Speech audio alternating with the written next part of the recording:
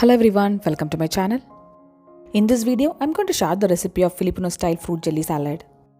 This is very easy to make and so delicious. Let's see how to prepare this fruit jelly salad. Firstly, I'm going to prepare the raspberry jelly. You can make any flavored jelly. Follow the instructions as given in the package. So I'm not going in detail on how to prepare this because each brand of jelly has their own instructions.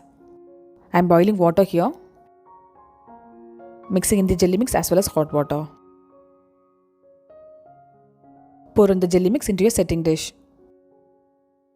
Refrigerate the jelly for 2 hours. Jelly must be cold while adding into the salad. I have taken canned fruit cocktail. You can use any mixed fruits. Fruit cocktail is available in Amazon and I'll leave the link in the description below.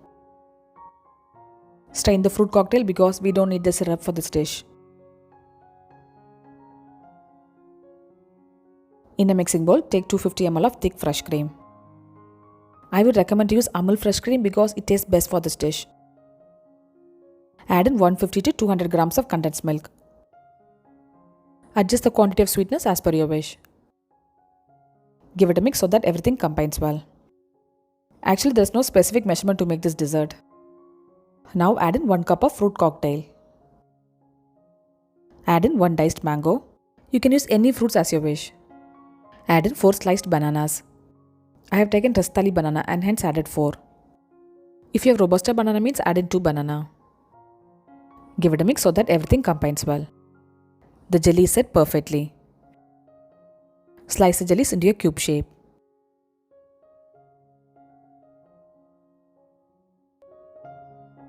Add in half the quantity of the jelly. Mix it gently without breaking the jellies. Add in half a cup of pomegranate. Mix everything gently and refrigerate it for 2 hours.